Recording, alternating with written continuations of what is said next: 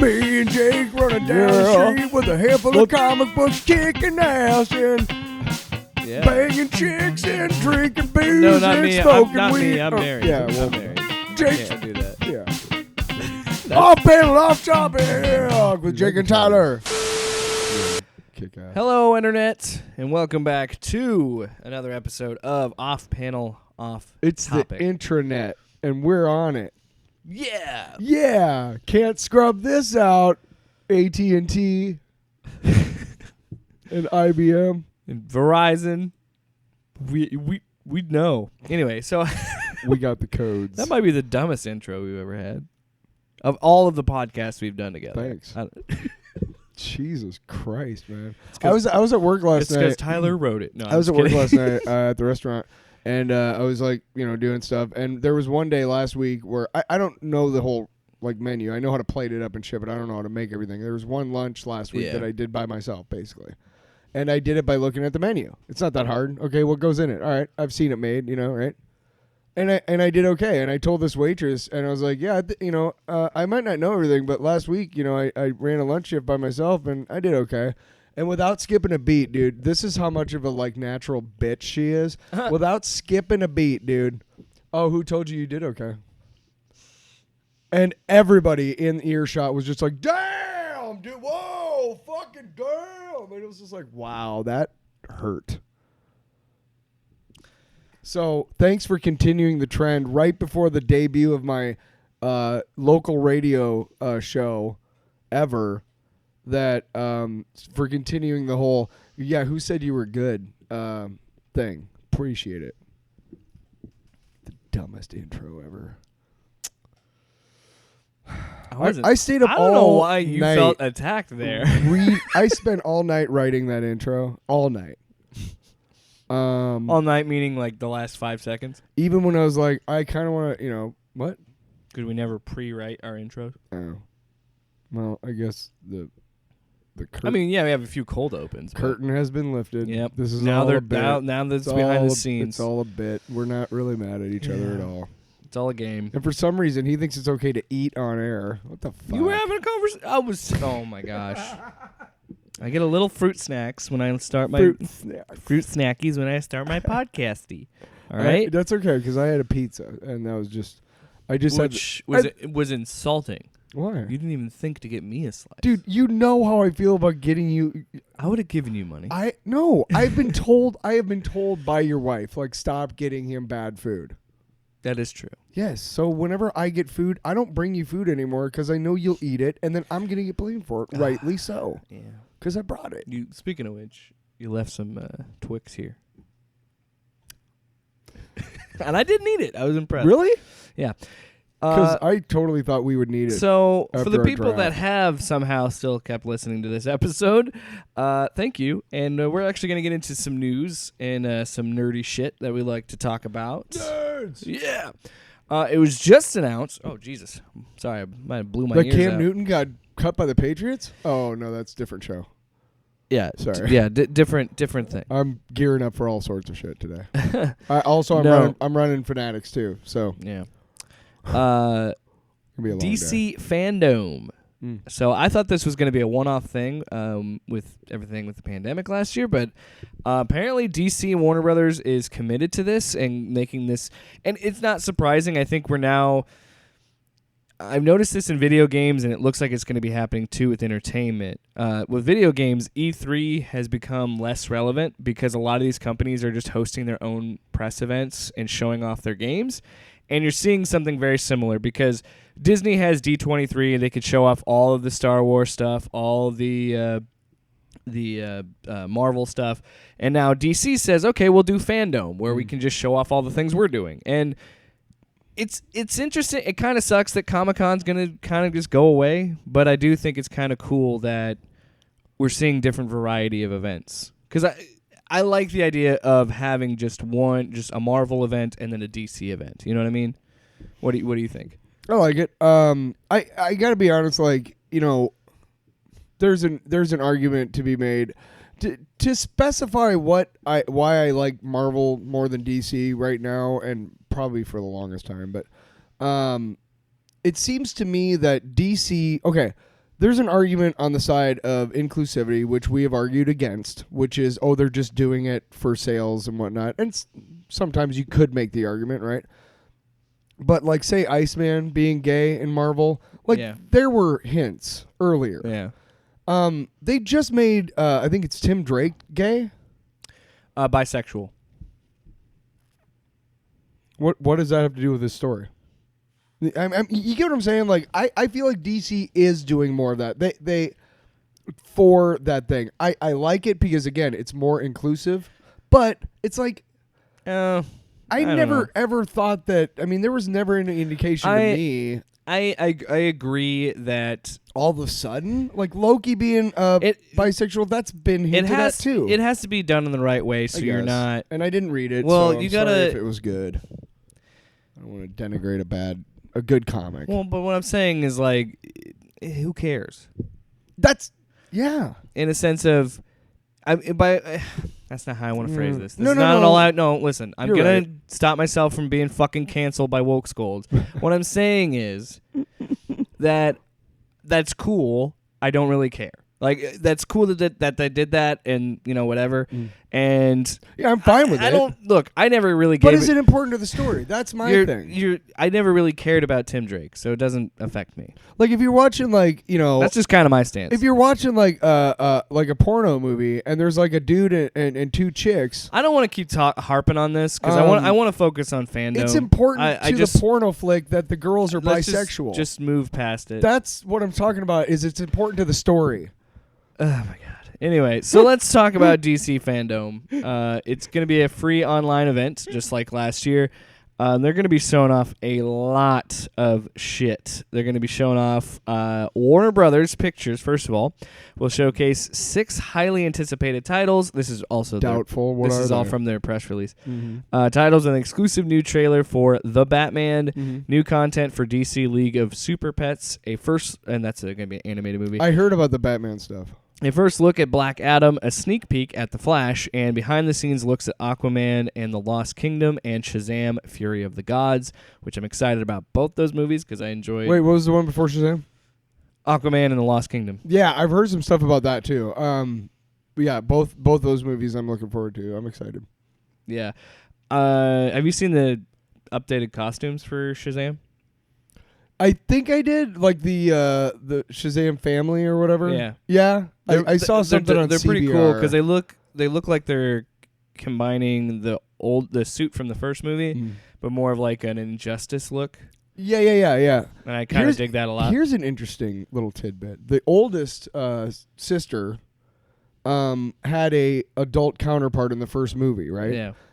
At this point, it's been long enough now that she's just playing the part, yeah. Which is kind of cool. Yeah. But that's why movies are so... Here, we think of this actress. You probably see her like... I don't think I've seen her in anything else. So, to me, the next time I see her, it'll be like, oh, the last time I saw you was like a couple years... Like, 6 years has occurred in the life of that person that I know nothing about. You know what I mean? It's like... Sometimes we forget that celebrities live daily lives just like we do, I'm just saying it's interesting that you think about a movie that came out like 2-3 years apart. Okay, that's good. They don't look that much older. Well, yeah, but they went through 2 or 3 years of life. I'm interested to see what they do with Aquaman because I was a little surprised. Actually, no, because I guess they did zombies. They did tease that Black Manta's coming back at the end of the first one. So I think that they're going to make him the big bad in this one. And I want to see Yahya Abdul-Mateen II in everything. So, well, and that's why I'm excited because I want him to get a chance to really... Because, I mean, he was in... I thought his performance was okay in the first Aquaman, but I only say that because he wasn't really on screen that much. No. And now we're going to see a movie with him being the main villain, and I'm pretty excited about that. In Candyman? Yeah, he's also in Candyman. But I'm talking about I'm talking about The Lost Kingdom.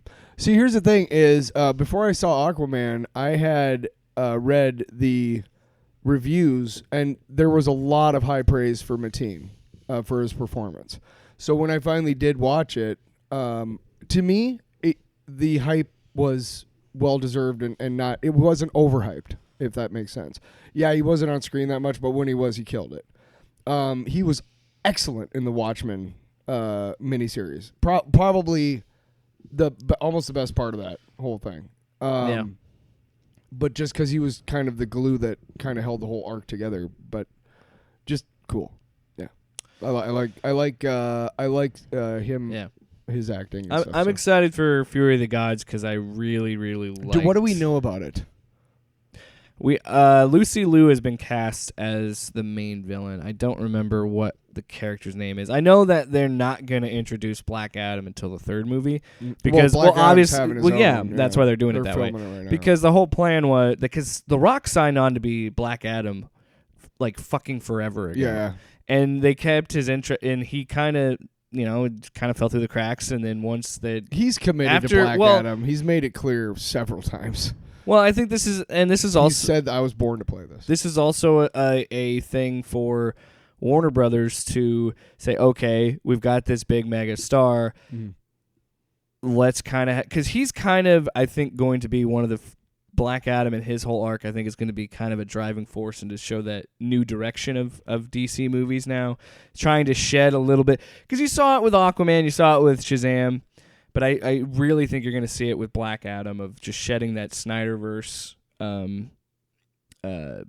mentality and trying to say this is the new Black direction. Adam is such a dark story, though. I mean, how can you say you're shedding the Snyderverse vibe? I mean, come on. Well, but you know what I mean. I'm saying, but what I'm saying is, come on. It could still be dark and still be not a fucking Snyder movie. Mm-hmm. Like he doesn't have carte blanche over adult stories. Like I don't. Just because something is dark and gritty doesn't mean it's a Snyder movie. I think that it's going to have a different kind of flair to it, if that makes sense. Mm-hmm. But I know what you're saying because it is going to come off, and I agree with you that it might look to some people like a Snyder movie and come off dark like a Snyder movie. Well, the thing that that kind of bugs me, and we've been doing this since the first Batman movie. Who's the villain? Yeah, I have no idea. No, I'm saying that's how a lot of superhero movies are almost judged before they even start filming. In the last 10 years, they've gotten a lot better at kind of keeping things under wraps. Vis-a-vis twists and stuff like that, and reveals and things like that. But back in Batman, when Batman first came out, we all knew Jack Nicholson was the Joker, and then when Batman Forever, Lucy Liu is playing Batman Return, Calypso. Oh, okay, she's a character from the comics. Yeah. Interesting. But then the question was every time a new superhero movie came out, it was who's the villain. Yeah. Who's the villain for Batman Returns? It was Catwoman and Penguin, and Burton didn't want to do two villains. He wanted to do a whole trilogy. That's another trend that I hate about superhero movies, where it's like you have to up the ante and the first movie only had one villain. This one's gonna have two. Well, it's almost always two now. Yeah. I mean, it's and then you also have to think of because Marvel kind of changed the game and turned these movies into TV. It essentially turned them into TV shows. It's like the movies are a season of TV, and that somebody kind of said that online when they're talking about that, and I was like, that makes a lot of sense. that if you think about it, this is the Captain America season of the show, this is the Iron Man, and. So that has kind of changed a lot of things with the villain dynamics and how that works. But I'm interested to see what they're going to do. I'm actually excited for the new DC. I'm excited for Aquaman and Shazam. I don't know what the fuck they're going to do with the Flash. Because Keaton's in it, Affleck's in it. I've already seen the blood on the symbol. It's like the Batman '89 suit, and I don't know how they're gonna make this work, but I think it's gonna be fucking dope. I'm sorry, I think it's gonna be awesome. If they do it right, yes. Did you see Birdman? Yes. Oh, such a good movie. Well, it's funny that after he made that movie, he started doing comic book characters again. Yeah. Because he was the Vulture, now he's back doing Batman. But he said when he put the suit on, it felt right. I was like, yeah, Michael Keaton, you're so cool. I'm excited, but I'm a little worried because I don't know how they're going to pull it. If this were Marvel, I would trust Marvel to pull this off. But given DC's track record, I'm a little worried. But I think that there's so much writing on this movie, on the Flash movie, because I really do think it's going to be the Flashpoint thing. So they can they made it clear something. So they can reset it and say Snyderverse is dead. This is the new DC, and I don't know. It's gonna be interesting, and I can't wait to see the fucking review bombs from all the Snyder losers being like, "Oh, well, this should be Snyderverse." It's over. You got what you wanted. Zack Snyder doesn't want to work with them anymore.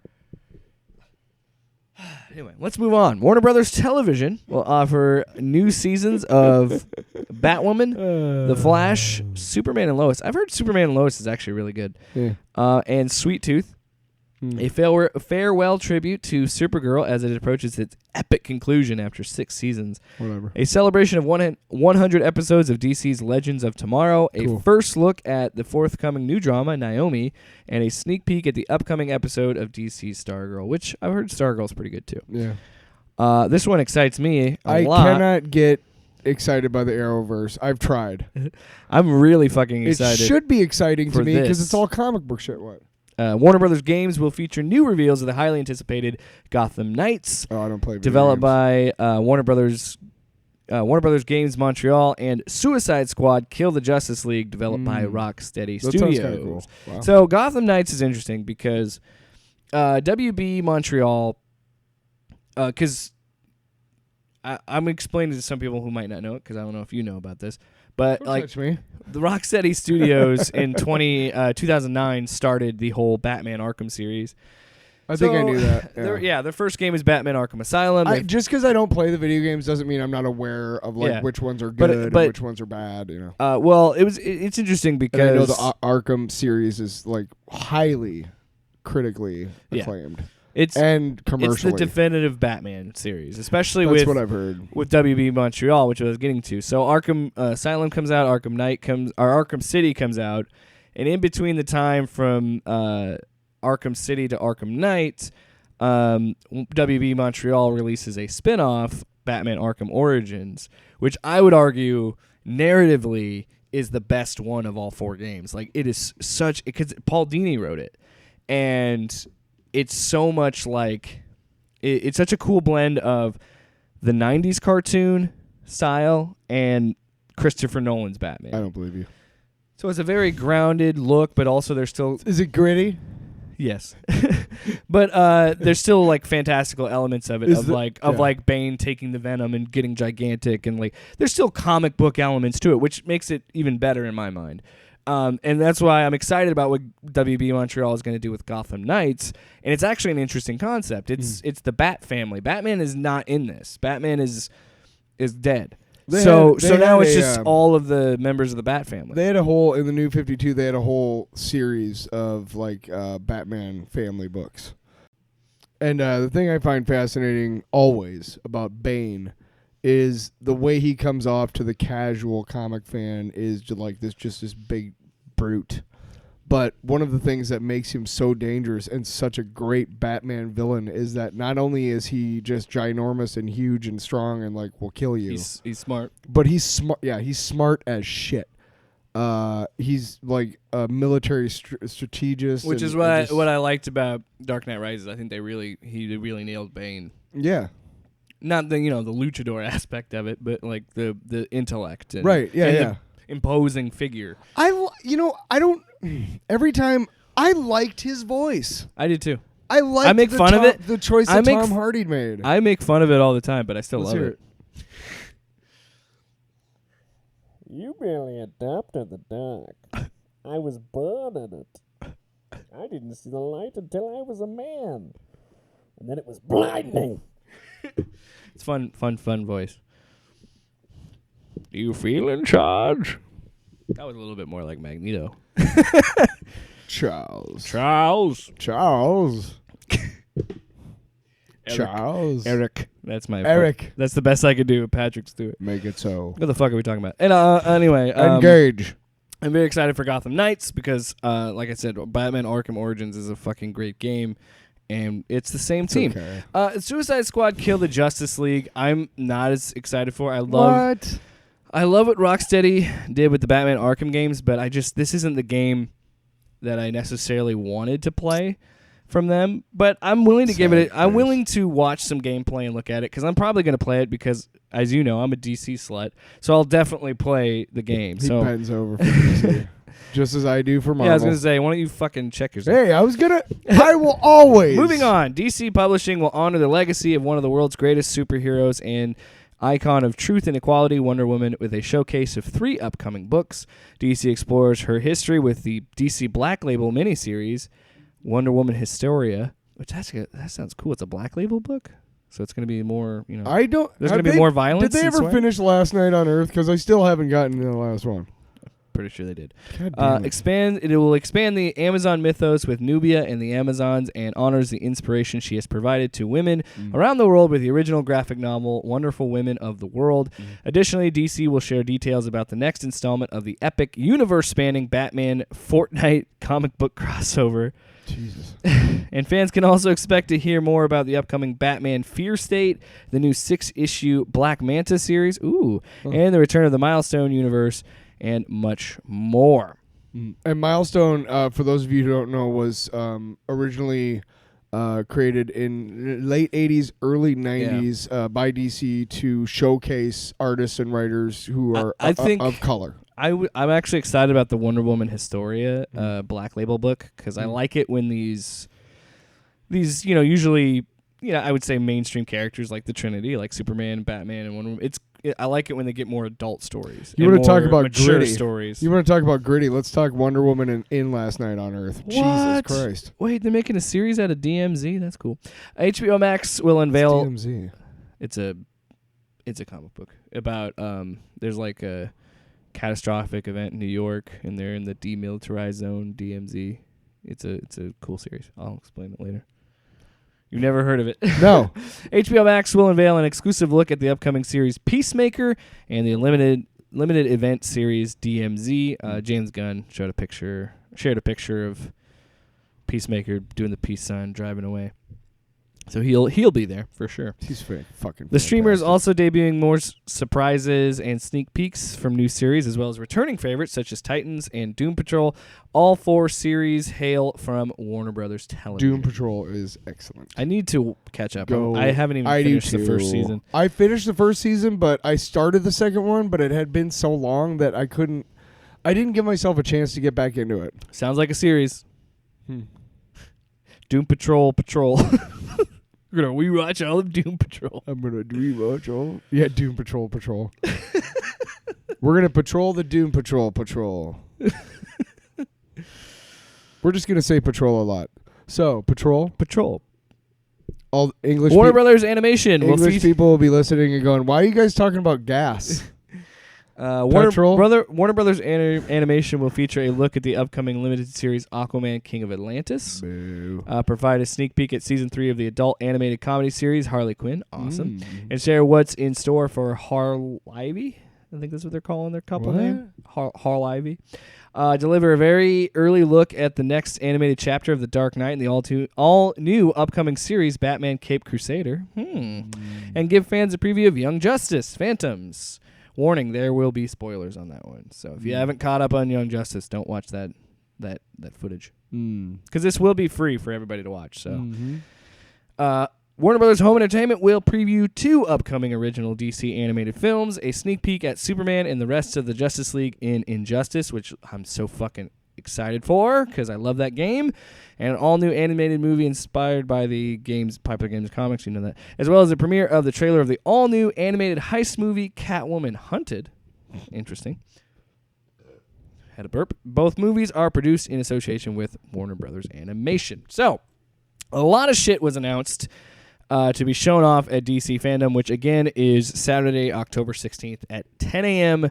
Pacific. So if you're in the Midwest, noon. If you're on the East Coast, 1. All that stuff. What do you think, Tyler? Did anything really jump out to you and excite you for what's going to be at FanDome? Basically the stuff we talked about. That was a lot. Yeah, they are really showing off a lot of stuff. I think, honestly, just because it was so much to absorb, I think what I talked about when we talked about how I was excited about it is what I was excited about.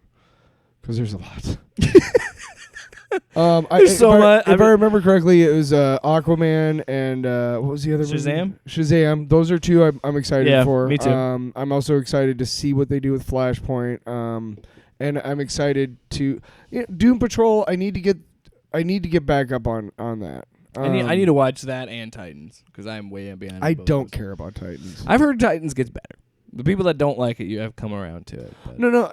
I've never liked the comic or the concept. Yeah, you never really cared about the team. I don't care about teen superheroes. I never have. I've never been a big Teen Titans guy either. Even when I was a teenager, I was like, who fucking cares? That being said, Teen Titans Go to the Movies is fucking hilarious, and you should watch it. Oh. It's one of the funniest fucking cartoons, I swear. The thing that excites me, I said Aquaman 2 and Shazam 2, but I'm really interested to see what's going to happen with Gotham Knights and Suicide Squad Kill the Justice League. He's more of a gamer. Yeah, and those are both games that I really want to play, so I'm really excited about that. Just want to play them! I do like the idea in terms of publishing. I do like the idea of the Black Manta miniseries. That sounds cool. Mm-hmm. But yeah, so again, as someone who loves DC, that still excites me. I'm pretty excited to see what happens. Hopefully I won't get let down, because unfortunately, as someone who loves DC, I do get let down quite a bit in terms of the live action movies. I don't get let down that much. Oh, shut up. Speaking of DC and Marvel movies, okay, let's move into another topic. So, Tyler, you and I have talked about this with Blade coming up and Moon Knight coming up. And Deadpool. Which are very adult-oriented properties. Very, very R-rated. To tell the story properly, yes. Unfortunately, you have to eliminate the possibility of your fucking 7-year-old kid watching it, and you're going to have to spring for a fucking babysitter. I'm sorry. A movie about vampires should have blood and gore in it, and a movie about I think what they should do with Moon Knight, you could do the Jeff Lemire series, but I think it would probably be better to start with Moon Knight the Bottom, which is God, I can't remember who wrote that. I'm gonna look it up real quick. But his story, it showcases Moon Knight in a much more adult-oriented way, and it also pays homage to the lore that came before it. The stuff when we get to Longbox, I'll talk about the stuff that's been happening in the comics. But in one part of that story, spoiler alert, Charlie Houston is who wrote the Bottom, Moon Knight the Bottom. The thing about that story, there's a part where he fights his arch nemesis and cuts his fucking face off. And I'm like, I would love to see that mature take on Moon Knight in a show. Because that's, honestly... I'm excited for it. Moon Knight is we saw the leaked images. Is such much more of an adult-oriented thing. So I don't know if you should put it on Disney+. So my powers kind of come from his dissociative identity disorder. My main question for this is, should movies follow the comics, and should Marvel start like in Marvel Knights or Marvel Max, and should DC do like a Vertigo Black Label model for their movies and television? Because at some point there's going to be a divergence, because they're going to like... Constantine is a great example. Disney's going to have to dip its toe into some softcore. Jesus. But you completely derailed what I was trying to say. You're Constantine is what I was talking about. So if you wanted to do a proper Hellblazer show, you're not going to put it on NBC like they did, especially on Friday nights. Like, that show was sent out to die. I think you get him back. The same actor, because I really liked his portrayal, and he's actually voiced the character in some animated movies. That could be an example to me of being like a Black Label show on HBO Max. See where I'm going? Do you think that they should do that? Do you think we could go that direction? I like that idea mainly because I had kind of the same idea about Legos. Yeah. That they should have more adult characters. Well, no, not necessarily, but keep your normal like store sets that you keep churning out and stuff like that. But then have it's a slightly higher price, so it's something more for adult collectors. And then instead of to sell these sets like we talked about, I think a couple weeks ago, you have to put a Spider-Man or a Thor or an Iron Man, and I have so fucking many, you know what I mean? Yeah. So give me a Hall of Justice collector's set, that not available in stores. You have you have whatever characters you don't already have minifigures of, but something like that. I don't need a Batman in that set. Why? Because I have 1,000 of them. I can just grab one from another set and go, here's Batman. Oh, it's Superman. Hey, here's there was one set once, and I think I told you about this. It's called Daily Bugle Attack. It was way long ago. It was like $50, and in it was a Doctor Doom minifigure, kick ass, and a Beetle minifigure and a Nova minifigure, and they really don't have anything to do with Spider-Man. Maybe Beetle, but the other two don't really have anything to do with Spider-Man. And it was cool because it was like, now I have those minifigures, but they don't do that anymore because the movies, they base it all off of the movies. Yeah. But I like the idea of doing something with the movies and TV shows like, hey, this is for everybody. This is for hardcore fans. Yeah.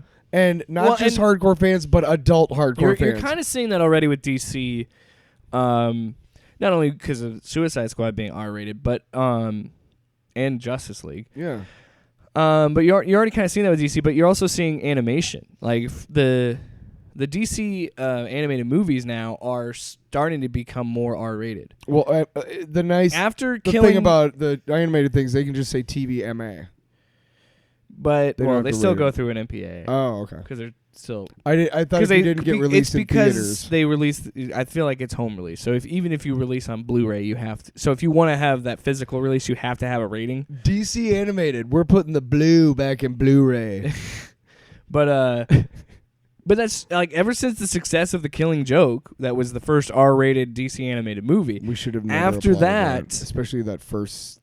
Yeah, but after that, we've gotten so much good content that's more adult-oriented and more that's allowed to be more violent, and more expressive than they probably could. So DC's already kind of moving that way, but I'm interested. I've always thought about that. Like at some point, you're gonna have characters like I said, like Moon Knight and Blade, and like fuck, if you want to do a Lobo movie, I feel like you got to make that R-rated. You gotta. If you're gonna do a Lobo movie, it has to be R-rated, and that would be fucking awesome. You'd have to start with his origin story, which is he kills every other person who's like him. He kills everybody else on his home planet, so that there's only one of him. Yeah, that's how he starts, and he's like 7 when he does it. And there was people. I saw people online pitching the idea of the Suicide Squad sequel should be Suicide Squad versus Lobo, which would be a fucking rad movie if James Gunn got to do it. It would be rad, but I also would like Lobo to have his own thing. Like I kind of like him having his own movie, or maybe his own. The tragedy of Lobo is that he was created in direct response to like Wolverine and the gritty Marvel X-Men comics. And to Keith Giffen's eternal chagrin, he became that exact fucking thing. Like, he originally appeared in Omega Men, which is a comic from, like, the early 80s. And he was just a dude in an orange suit with a bike. He had the same kind of look, but he wasn't anything like he is now. Mm-hmm. Not like the dreadlocks and the beard and... No, he had, like, a shock of black hair, and it was a mustache. When they brought him back, it was anyway. It's hard to describe. Anyway, they brought him back, and they made him that kind of character that hey Bastich, fuck off fanboy type of attitude and shit, and like super fucking violent. But that was supposed to be a joke, and of course in 1980s America it just killed. So And you could have fun with it. Yeah, the movie Rambo and the book Rambo were both trying to do the same thing, which is, hey, war sucks, and we shouldn't be applauding this shit. There isn't a body count in that movie. Yes, not in that one. No. But then, hey, let's have 5 more movies where there is a lot of it. There's literally a part where he goes, "You just don't turn it off," when he talks about war. It's like it's about PTSD. It's a very deeper movie than people think. Yes. And I think you could do something like that with Lobo. I think you could do something real cool and kind of play up that idea. And again, it's something that you definitely don't make for children, because Lobo is, again, that very violent character. I mean, you could get away with making it PG-13. And I think Lobo is such a sociopath that you can't really use PTSD with him, because he's such a sociopath. Honestly, nothing phases him. Fans of Lobo are older people. He's not a very... Yes, he's been used in the comics, in the last few years or whatever, but... I want to say I can't remember her name, but he's got a daughter now, and she's non-binary or something. What is it? She had her own book for Pride Month, and I got it because it looked really cool. She could just be non-binary if that's. I'm not sure. Yeah, but it's she something is, like that. She is a I don't want to say pansexual lifestyle. Yeah, because that's kind of insulting. The point. Just move on. The point is she's non-binary. But what I'm saying is that she's probably more of like the presence in comics that you see nowadays rather than Lobo because she's a newer character, and she's got her own following obviously too. So we may not see Lobo that much in the comics anymore. And that's okay. So then you have to ask the question: does Disney move, like Blade or Moon Knight? Do they move that to Hulu? Because say they don't want to do a separate studio or separate kind of thing, right. Maybe they're just like, okay, fine, we'll just put that on Hulu. Because they're still releasing I'm not gonna watch adult content on Hulu. Yeah, but I'm not going to watch it on Hulu. I didn't watch any of Hellstrom, because whatever. Why? If they brought back Daredevil and put it on Hulu, would you watch it? Did you watch Hellstrom?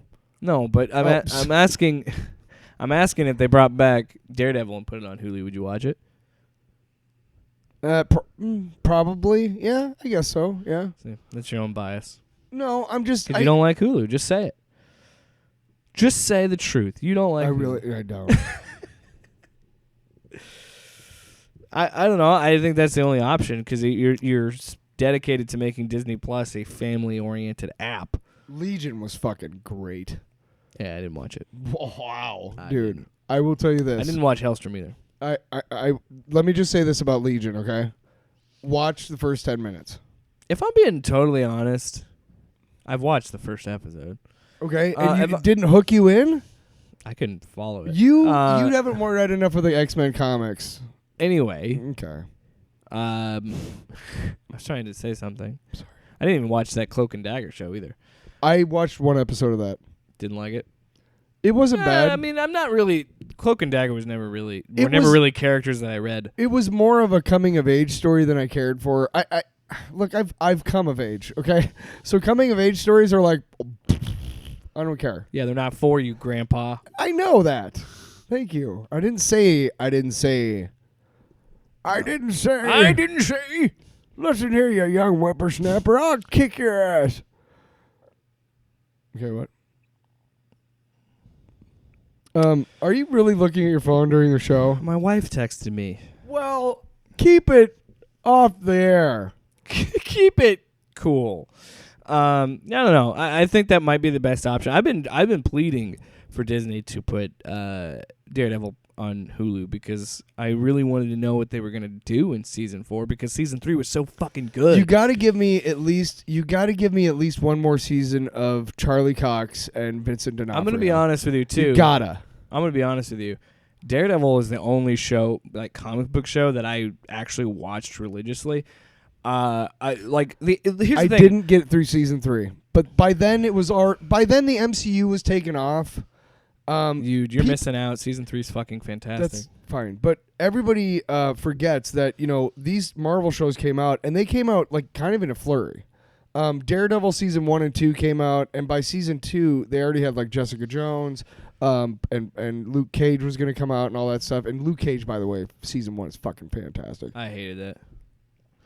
Once they killed off the certain character, I was like, I don't care about this anymore. That's true. I liked it up until that point. That's true. That turned me off. I watched the first. He was such a good fucking villain, dude. I watched the first season of Jessica Jones. I couldn't give a shit about season 2. I started watching season 2. It just didn't hook me in season 2. But yeah, it just became really convoluted. Kilgrave was too good of a villain. That once we moved past him, I'm like, I don't care.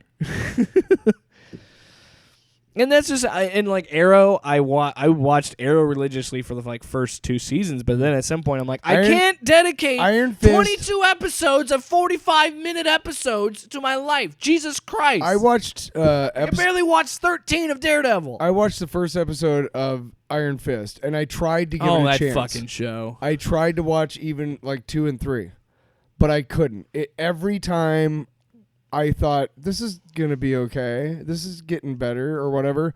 That fucking douche nozzle comes on screen and ruins it. I was watching I'm a kung fu master. You're a fucking douchey beach douche. So I guess what we're saying Douche. is we don't need the Netflix shows on Hulu. No, but I'm saying like No, I'm actually. I Charlie watched Cox and Vincent D'Onofrio are two. Daredevil is the only show from Marvel Netflix that I would actually still watch. But those two castings, I want them to utilize it now while we have them and while they're of age to play these characters. That's what really pissed me off about the Netflix shows being canceled is like you have cast a couple of perfect people. What's his name as Punisher? Fuck. Can't remember his name. Yeah, I know who you're talking about. John something. Bernthal. John Bernthal. Bernthal, He was yeah. in Walking Dead. Yeah. But the dude who plays Luke Cage is great too. Yes, Mike Coulter. Yes, exactly. Is it Jessica Ritter? It's something Ritter. Yeah. Kristen Ritter. Kristen Ritter. I could give a shit I liked about her as Jessica Jones. She's great as her, but I really don't care about that character. Yeah, I don't like It's that a character newer either. Character in the comics, and I don't care really. Yeah. Anyway, But the story is really good and they it's had really solid well casts. done. They had solid casts. It's Yes. just they ran out of steam. Mm-hmm. And I think there's a YouTuber named Godzilla Mendoza. He made a good point. The problem with those Netflix shows is they felt ashamed that they were comic book shows, whereas the comic book properties that are successful are the ones that embrace the silliness of comic books. And Well, that's embrace why the what they Disney are. Plus shows have been successful, is because they have embraced like the silly, the obvious. You know, So I'm wondering and if I gotta be honest, I'm still kind of pissed about the Evan Peters fucking bait and switch, you motherfuckers. I'm still kind of pissed about that. You know, it's almost like they were like, people are going to be looking for reveals, so let's give them a fake one. I'm Yeah. like, you fucking dicks. So that's why I'm interested, especially with the success of My nuts. the Suicide Squad. Yes. And the more adult-oriented stuff. I'm wondering if because I think the time will come when Marvel Studios releases an R-rated movie, and I think it'll probably be Deadpool 3. They said they've been committed to making Deadpool 3 an R-rated movie. They have said that. Mm-hmm. Feige has said that. So on record. and that's my question. Yes. Is that the first movie in Marvel Knights? The thing is like people look at a movie like Suicide Squad and they're going to criticize the amount of violence, and the problem with that is that it's important to the story. It's important to show how expendable these people are. It's important to show It shows you more how much of a villain Amanda Waller is. how ridiculous violence can be on a large scale, and you find out that she was the one behind all this. Like Starro is not the villain of that movie. no. Amanda Waller's the villain. Mm-hmm. And yeah, and you're right. The violence actually, while it is, and honestly, most of the time the violence is played for laughs. Yes. And the violence is there to show you, yes, just how brutal these people are. We talked about the one scene It's a between fucking war movie. Bloodsport and Peacemaker. They're dropped into a war zone. Right, but we talked about that scene Yeah. where it's literally, well, we won't spoil it, but it's literally has to do with the amount of violence they can both inflict. And it's played for laughs. And it's funny. Yeah. It's hilarious. Well, and then you look at things like, yeah, it's just, yeah. You're going to see that. Yeah, you're going to see that apply, and I think that Deadpool 3 will benefit from the Suicide Squad because I think it will reinstate Disney's faith in like, oh, we're going to do something, and I think all the Deadpool promotional stuff that was put into Free Guy, a different movie, clearly shows you that Marvel is committed and Disney is committed to doing something with Free Guy Deadpool. on HBO Max? No, Free Guy's a Fox movie. No, I know that. No, I didn't. Why would it be on HBO Max? I didn't know that it was a Fox movie. Yes. So, but that they couldn't do the Deadpool stuff if it wasn't a Fox movie, though. You know what I mean? No. I think what they're going to do is keep the Fox name and make the Fox Studios be the more adult comic book movie. Perhaps. Since they already have the reputation of doing that with the Deadpool movies and Logan. Which, a lot of the X-Men movies I thought were more adult-oriented anyway. Do you think we would see more of an adult X-Men movie, maybe? I guess. The only one that really fits that bill is Wolverine. You know what I want to see? I want to see a Silver Surfer TV show. Yeah, that'd be real hard to make. No, I'm aware of that, Jake. I know they're gonna do it. I know they're gonna bring in the X-Men, but I really just I'm excited to see how they're gonna do it. I'm excited to see what the Marvel Studios is gonna do with the X-Men, but I'm bummed out because it's gonna be hard for me to adjust to a new Wolverine because I loved Hugh Jackman so much as Wolverine. But I'm sure whoever they From get. the moment you see his fucking back in the cage in X-Men, okay, from the moment you see the hair, and I mean, you just know. You're like, that's fucking Wolverine, dude. That's fucking Logan. And you know how right much he there. loved that role and how much that role meant to him. So good. But you know what? Good. You know what? It wouldn't be fair to the other actor to compare them. You got to judge him on his own merit. I am definitely going to give whatever new actor I'm definitely going to give him a very open. Could you get behind an X-Men Hulu show? If it's going to be a little bit more adult oriented. I guess so. I don't know. X-Men feel like they need to be a big screen. Like, I don't feel like the X-Men could work unless you do something like X-Force. Now, I'd be down to watch a fucking X-Force show or a Thunderbolt show on Hulu. I'd be into that. You know, you want to talk about an adult-oriented show that I have talked about on this show that I would love to see adapted into a live-action show? What? X-Statix. It's that spin-off of X-Force where like they're like celebrities, like boy bands and shit. Yeah. And like their whole thing is controlled by like media. Yeah. And like every one of them dies like every issue. It's insane, dude. Mike Allred did it. Mike Allred and Peter Milligan. The problem is if you wanted to do like an X-Force show, you're going to have to work around because the X-Force almost always had Wolverine on it, and Deadpool was on it for quite a bit. So the original X-Force was no Wolverine or Deadpool. Deadpool was the guy who bugged them. Yeah, he and fights Wolverine them. showed up to help sell comics. Yeah, pretty much. So I mean, you could technically do that, but I would be interested in that. And again, how do we connect Cable to Wolverine? Let's do that somehow, guys. And but again, that's also something that you have to. I don't think X-Force would work as a PG-13 style show. I feel like X-Force would have to be hard R and very TVMA violent show. If you're talking about like the gray suits, like the Black Ops version of X-Force, that would be kind of cool. Well, even in the new, Hickman X-Force, Archangel, Wolverine, Domino, Psylocke, and Dugan. I'm talking about Dugan's run right now in X-Force. Oh. Even that version too is fucking violent as hell. Yeah. But again, you'd have to. Well, X-Force is kind of the Black Ops has been for a long time now. Yeah, but didn't start off that way. Would you watch a Thunderbolt show? I don't know. I'm not because I'm also on the mind of this. They bring up Thunderbolt Ross in Civil War. They bring him back. Then he shows up in Black Widow, which again makes sense because it's after Civil War, right? Mm-hmm. Do you think they'll ever make him into Red Hulk? No, I don't think they should. Why because not? He's too old. It's CG. No, I'm saying Red Hulk should be around for a while because he's got an interesting arc. Also, and I don't know if that actor would commit to doing that. We haven't talked about it. We talked about it when we maybe an illegitimate son, something like that. That could work because he still has the Ross name. Maybe me and Feige are like that. We kind of talked about this on our YouTube channel when we talked about the Hawkeye stuff.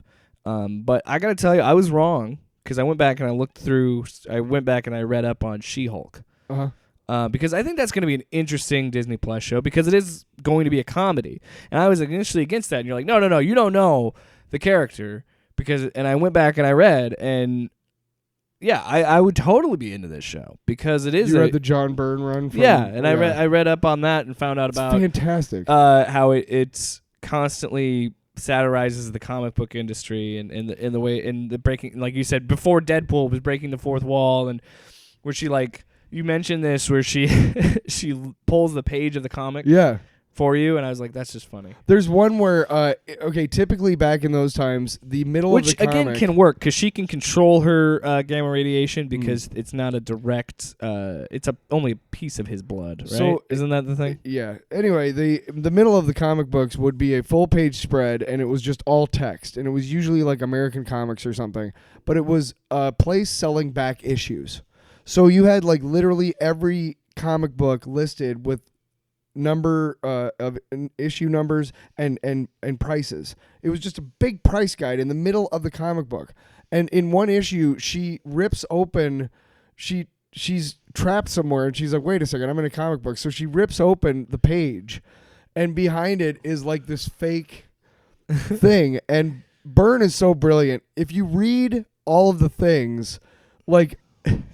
He's like, X books, you can't afford them. We're not selling them. fuck you. You know, like it's really hilarious because he spoofs everybody and like Dr. Bong, who is like a really terrible old Hulk villain. He's a guy who's got a bell on his head is a bell and his right hand is a clanger. So he can go bong, and when he does that, he can affect the fucking fabric of reality. What the fuck? Terrible villain, but Byrne brought him back just for that series because he's like, what a terrible fucking villain. There's a guy named Spragg the Living Hill, which he brings back. He just brings back Ego the Living Planet. No, well, I know, but that's what he's making fun of that. But no, Spragg the Living Hill is a real an old Ant-Man oh, villain. Jesus Yes, Christ. yes, it's hilarious, dude. That would be really funny in the show for sure, and that excites me a lot more about this show. And again, that's something cool. That you can tell Disney, how excited I am if they try to do that because I love that book. And I think this is what's cool about the possibilities of having the Disney Plus, or in DC's case with HBO Max, is you're kind of afforded that ability. Like, never in a million years would I thought that Peacemaker would get his own TV show. Never in a million years would I think that She-Hulk would have this comedy TV show. Peacemaker is less than a C. Nobody gave a fuck about Peacemaker Comics, until dude. John Cena showed up in James Gunn's movie. Pretty much. And guess what? It's because John Cena fucking kills it. Like, John Cena just gets this character. I remember him getting direction, and James Gunn just said, play it like douchey Superman. And that clicked with John Cena. He's like, I know how to do that. I've been doing that for however many years in the WWE. I can do this. No, I'm kidding. John Cena's a great guy. I'm really proud of him. No, I'm excited for that. So it kind of just... do you think this will open the door for more adult properties, more adult-oriented characters? Well, I think at the beginning of this conversation, we talked about the idea of the studios. I think I've made it clear that I like the idea as long as they don't stop making content for everybody. Yeah, keep the MCU stuff going, but then have other stuff. It's important to me that, that kids are able to grow up with this stuff, because I did. And I think I turned out pretty good. We don't need an R-rated fucking Spider-Man movie. We don't need... right? See, that's exactly We've already right. talked about that. Yeah, not every character needs to be R-rated. No, not even close. Like Fantastic Four, at no point, really. No, that should never be R-rated. You can tell a fantastic, pun intended, Fantastic Four story in live action without having to skirt R-rated territory. It could be cheesy and silly. Sure. I say keep the spirit. But yeah, Wolverine, Logan, that had to be R-rated. Deadpool kind of had to be. Logan, Wolverine should never have been marketed as a kid's character. He has claws. He slices people up. How did that get marketed to kids? I really wish that they would get Juggernaut right once. But yes. I will say that Reynolds. I like the Deadpool. Reynolds came the closest. He's come the closest. I do think this is going to open the door, because there's always going to be that need for more adult-oriented stuff. And you're right. I think the beauty of comic books is there's that element that can appeal to everyone, and then there's also that element that can be more for hardcore fans. Because there's definitely a Superman a Superman story that's going on, or a Spider-Man story that's clearly aimed at more of a broad audience, because you usually have the storyline focus around the current villain that's going to be in the movie. You listening, JMS? You listening? Anyway. We're talking about you one more day. Hey, let's move on to Tyler. Long. This trips me out. I have too much fun with that. It's really fun. Anyway, Tyler, what are we talking about this week? Well, guys, when I was growing up in the 90s, early 90s, late 80s, early 90s, there was a host of, it seemed like every year Marvel would come out with 6 new books. And among these books were the Namor John Byrne run, New Warriors, Guardians of the Galaxy, the original one, which was the 30th century, which was a really cool book. They explored the 30th century of the Marvel Universe, which was cool. Ghost Rider. I liked it better when it was $20.99. The Johnny Ketch Ghost Rider, Dan Ketch Ghost Rider.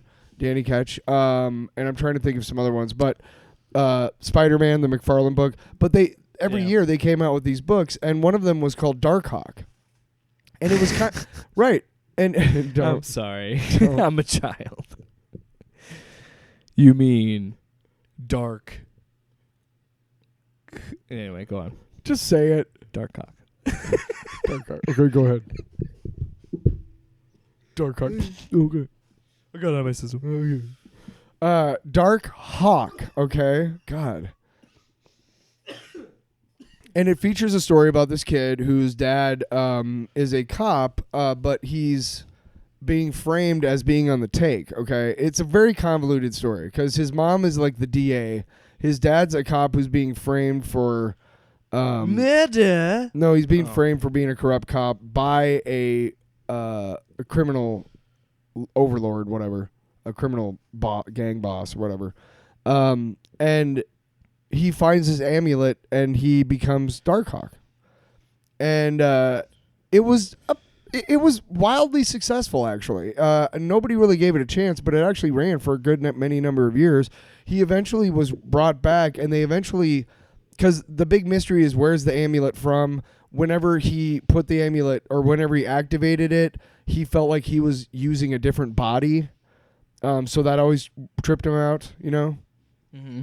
And so it was a big mystery, and I stopped reading before they figured out the mystery, but I've read up, and what they have they made up this whole backstory that it's this armored race of ancient beings, and every time you activate the amulet, your actual body goes, there's a transfer, your brain goes into the armored body, and your actual like a body, neurological your connection? actual body is like transported, like, you know, immediately to a ship where it's put under like suspended animation until you're done with the armored form.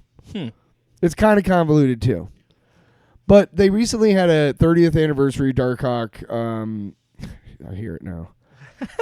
Darkhawk comic book that came out, and it was pretty good. But they started a new series, and number 1 came out this week, and I went and got it. And I'm reading it, and this main character is this basketball player, and at one point, everything just goes screwy. Like in comics, like a comic book panel where everything is exaggerated, almost like a character is changing dimensions, maybe, right? And it's a mystery, because it's like, whoa, what's going on with this kid, right? It turns out that he's a basketball player who's got a full ride scholarship, and he's just found out that he has multiple sclerosis. Oh, wow. And you're reading this book, and you look at this panel of things of this happening to this guy, and you're like, wow, I wonder what's happening to him, some sort of multi-dimensional whatever. It's how somebody feels when they have an attack. Yeah. I get to the end of the book, and the guy who's writing this book, I fucking wish I would have remembered it or looked it up, Kyle something. He suffers from multiple sclerosis. Huh. And he wrote the book, and that's how he describes, like, you got to understand, reading through the book and thinking it was like some sort of comic book explanation, and then realizing that it's another human being trying to tell you what he feels like when he is helpless. And it made those panels so much more powerful. This kid finds the Darkhawk amulet, and he becomes Darkhawk, right? And it's pretty cool. But I wanted to tell you about it because I am definitely interested in this book, mainly because, again, it made me realize that sometimes that's the best way you can describe what's happening to you physically is through a comic book panel. And I thought that was a really powerful way to describe how he feels. Like that everything is just out of fucking whack. You know what I mean? So, definitely surprised by it. Definitely surprised by the subject matter. Also how good it was. And just, we talk about inclusivity a lot here, and I think it's a really kick-ass idea that Marvel was like, hey, let's give this guy a shot. He pitches us this book. Let's give him a shot to do it. And that very well could help someone that has those issues. Yeah, and it's something that we harp on a lot, but inclusivity matters a lot. And it does, because you never know what it may be, a movie, a comic book, a video game, whatever it may be, but it could help someone and it could change their life. And it's important to have those themes and those characters, and that's really cool. Yeah, I was genuinely, like I said, I was genuinely surprised. there's an interview at the end of the book where they talk to him about, his life and how he does stuff. And when I can't remember what he was doing when he was diagnosed, but it was something art. I think it was he was in art school, and he tried to do something else that would help, that he would be able to do with his new condition. And he realized that his teacher basically told him, like, you can't just start over. You just can't. So he took to writing blogs and stuff, and ended up starting writing stories and stuff like that, and just somehow through that became a comic book writer. So it's another story of, like, you have your life mapped out. This is what you're going to do. And then something happens, and this happens fucking to everybody, dude. Mm-hmm. Something happens that just grinds it to a halt, and then you got to figure out how to get around that. Well, and or how to deal with it, carry it with you, And I'm lucky to have not had a lot of those moments in my life, and I pray, I thank God every day that I am that also lucky. I think it's kind of a cool idea of a story of, like, how everybody thinks that life moves at one speed, and everybody thinks that life goes in one direction, and that's not at all how it works. Life is such a non-linear experience, and it took me a long time to understand that. When you have this pathway, this plan sorted out, I guarantee you it's not going to go the way you want it to, because life has other plans, and that's interesting that it was illustrated that way, because everybody's had those moments where you have this plan and things change, and then for the first time in my life, I acknowledge this past year or so that I have anxiety at some level. And we've talked about it on the show. I've talked about it with you and other friends. Well, I've never I for a long time I've been pretty open about that, my depression. But I had my first panic attack last year. My first panic attack in a very long time. And it was because a lot of the changes were happening for me, and not bad changes. They were just good changes. But it's still think of it as upheaval for those listening. It's not so and it's upheaval, and it's not so much that I'm scared of what's happening. It's so much it's my brain works in a way that, when is this going to fall apart? Me too. And so to hear about a story like what you were talking about, and hear how about him openly talking about that's fantastic. And I similarly found, and again we talked about this in the previous episode, but I found solace in writing, and that's helping me. But I've had a couple panic attacks, and they're awful. You feel like you're gonna die. Your heart is pounding out of your chest. I think everybody's had you try and walk, you try to do something, you can't. You're freaking out. You can't breathe. Like, it's fucking awful.